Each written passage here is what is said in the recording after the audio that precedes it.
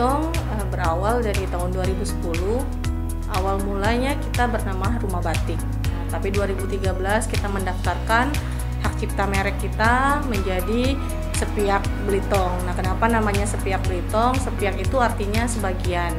Jadi filosofinya kita ingin berbagi. Jadi itulah asal muasalnya. Kita berdiri di tahun 2010 dan di 2013 kita sudah terdaftar mereknya sebagai Sepiak Belitung.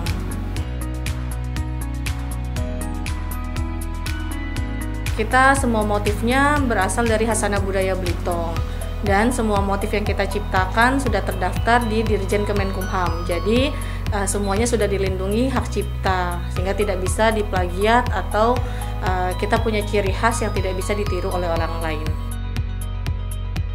Motif-motifnya yang sudah terdaftar seperti daun simpor yang akhirnya sekarang menjadi motif khas dari Bangka Belitung sendiri. Lalu juga ada motif kantong semar atau ketuyut, dikenalnya kalau di Bangka. Lalu ada juga tarsius, ada juga keremunting. Masih ada lagi motif-motif lainnya seperti gambus yang kita eksplor lagi dari semua khasanah budaya dari Bangka Belitung gitu ya. Lalu sampai dengan saat ini mungkin hampir 60 motif karena setiap bulan kita target minimum ada 4 motif baru yang kita ciptakan.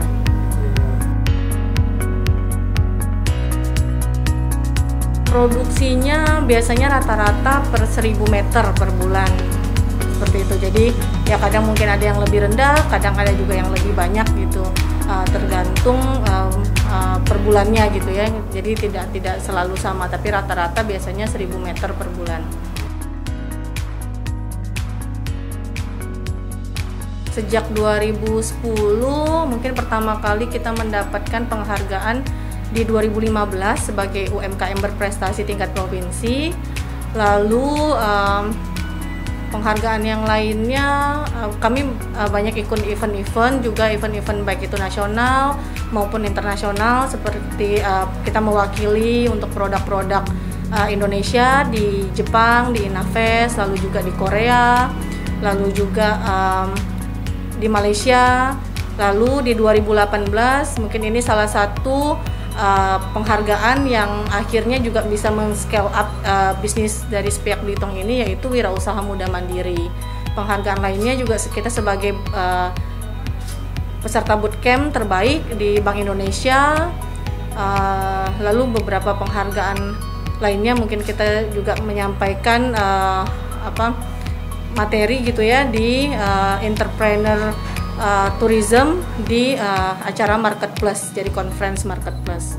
Kita juga sebagai perwakilan dari Young Entrepreneur perwakilan Indonesia ya di ASEAN, di forum ASEAN Cina di Kamboja. Tantangan yang kita hadapi selama mendirikan usaha ini, sebelum pandemi sebenarnya kita mengalami tantangan ketika harga tiket naik ya. Jadi wisatawan juga menurun itu di tahun 2019 dan 2020 kita ternyata mendapatkan tantangan lagi dengan adanya pandemi. Lalu siasat yang kami hadapi dengan beberapa macam teknik. Pertama ada beberapa kita teknik pengurangan karyawan ataupun jumlah jam kerja karyawan, jadi penyesuaian jam kerja sehingga operasional kita juga masih bisa kita tutupi. Lalu juga kita berinovasi dengan penjualan online, lalu juga door to door, jadi kita juga jemput bola seperti itu. Jadi selama pandemi itu yang kami lakukan, dengan juga mengeluarkan satu produk yang menjadi daya tarik selama pandemi, yaitu home dress. Jadi kita melihat peluang-peluang bahwa orang tetap ingin menggunakan pakaian baru meskipun mereka banyak di rumah. Mungkin itu yang bisa saya sampaikan.